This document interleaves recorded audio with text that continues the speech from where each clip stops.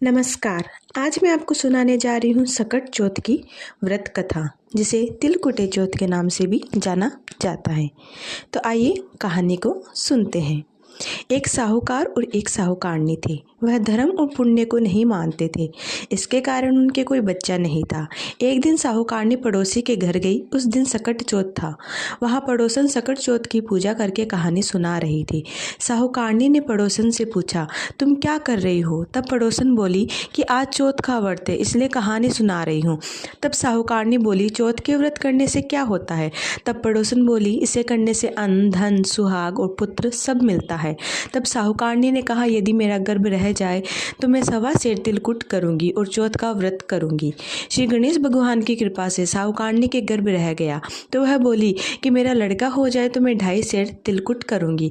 कुछ दिन बाद उसके लड़का हो गया तो वह बोली कि हे चौथ भगवान, मेरे बेटे का विवाह हो जाए तो 5.25 सेर का तिलकुट करूंगी। कुछ वर्षों बाद उसके बेटे का विवाह तय हो गया और उसका बेटा विवाह करने चला गया, लेकिन उस साहूकारनी ने तिलकुट नहीं किया। इस कारण से चौथ देव क्रोधित हो गए और उन्होंने फेरों से उसके बेटे को उठाकर पीपल के पेड़ पर बिठा दिया। सभी वर को खोजने लगे पर वो नहीं मिला।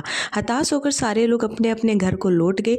इधर जिस लड़की ने साहूकारनी के लड़के का विवाह होने वाला था, वह अपनी सहेलियों के साथ गणगौर पूजने के लिए जंगल में दूब लेने गई। तभी रास्ते में पीपल के पेड़ से आवाज आई, ओ मेरी अर्ध ब्याही। यह बात सुनकर जब लड़की घर आई, उसके बाद वह धीरे धीरे सूख कर कांटा होने लगी। एक दिन लड़की की माँ ने कहा, मैं तुम्हें अच्छा खिलाती हूँ, अच्छा पहनाती हूँ, फिर भी तू सूखती जा रही है, ऐसा क्यों? तब लड़की अपनी माँ से बोली कि जब भी वह दूब लेने जंगल जाती है तो पीपल के पेड़ से एक आदमी बोलता है कि ओ मेरी अर्ध ब्याही। उसने मेहंदी लगा रखी है और सेहरा भी बांध रखा है। तब उसकी माँ ने पीपल के पेड़ के पास जाकर देखा, यह तो उसका जमाई ही है। तब उसकी माँ ने जमाई से कहा, यहाँ क्यों बैठे हो? मेरी बेटी तो अर्ध ब्याही कर दी और अब क्या लोगे? साहूकारनी का बेटा बोला, मेरी माँ ने चौथ का तिलकुटा बोला था लेकिन नहीं किया, इसलिए चौथ माता नाराज हो गई है और उसने मुझे यहाँ पर बैठा दिया है। तभी सुनकर लड़की की माँ साहूकारनी के घर गई और उसने पूछा कि तुमने सकट चौथ का कुछ बोला है क्या? तब साहूकारनी बोली, तिलकुट बोला था।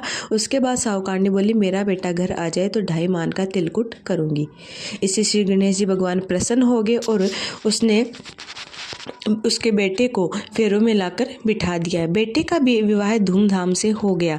जब साहूकारनी के बेटा व बहू घर आए तब साहूकारनी ने 2.5 मन तिलकुट किया और बोली, है चौथ देव, आपके आशीर्वाद से मेरा बेटा बहू घर आए हैं, जिसमें हम हमेशा तिलकुट करके व्रत करूंगी। इसके बाद सारे नगर वासियों ने तिलकुट के साथ सकट व्रत करना प्रारंभ कर दिया। है सकट चौथ, जिस तरह साहूकारनी के बेटे को बहू से मिलवाए वैसे ही हम सबको मिलवाना। इस कथा को सुनने कहने वाले को और हुंकारा भरने वाला का भी भला करना। बोलो सकट चौथ की जय, श्री गणेश देव की जय। तो दोस्तों, मैं आशा करती हूँ कि आपको मेरी वीडियो पसंद आई होगी। मेरे चैनल को ज़रूर सब्सक्राइब कीजिए, लाइक कीजिए वीडियो को।